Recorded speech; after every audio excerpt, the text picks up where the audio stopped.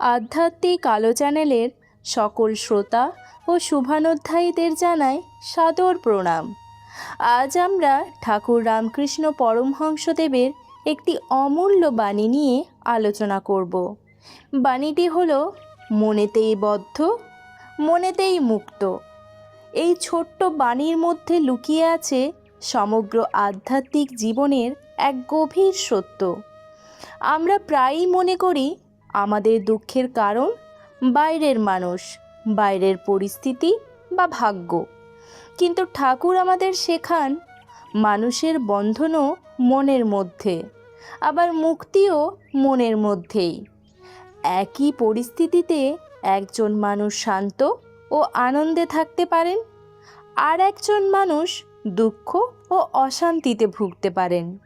পার্থক্যটা কোথায়? পার্থক্যটা মনের মধ্যে। যখন মন কামনা, লোভ, অহংকার, ঈর্ষা এবং ভয়ের দ্বারা আবদ্ধ হয়ে পড়ে, তখন মানুষ নিজেই নিজের জন্য কারাগার তৈরি করে। কিন্তু যখন মন ঈশ্বর চিন্তা, ভক্তি, প্রেম এবং বিশ্বাসে পূর্ণ হয়, তখন সেই মনই মুক্তির পথ দেখায়। ঠাকুর বলতে চেয়েছেন, বাইরের জগৎকে বদলানোর আগে নিজের মনকে বদলানোর প্রয়োজন। কারণ মন যদি শান্ত হয়, তাহলে প্রতিকূল পরিস্থিতিতেও মানুষ স্থির থাকতে পারে। আর মন যদি অস্থির হয়, তাহলে সব সুখ সুবিধার মধ্যেও শান্তি পাওয়া যায় না। আজকের ব্যস্ত জীবনে এই বাণীর গুরুত্ব আরও বেশি।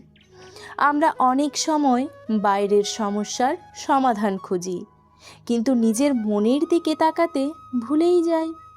অথচ সত্যিকারের পরিবর্তন শুরু হয় অন্তর থেকে। প্রিয়জন, ঠাকুরের এই বাণী আমাদের শেখায় যে মুক্তি কোনো দূরের বিষয় নয়। আমাদের চিন্তা, আমাদের দৃষ্টিভঙ্গি এবং আমাদের মনই আমাদের জীবনকে গড়ে তোলে।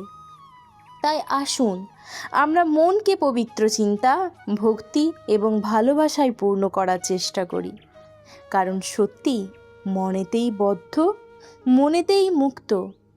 জয় ঠাকুর রামকৃষ্ণ পরমহংসদেব, জয় মা শারদা। নমস্কার।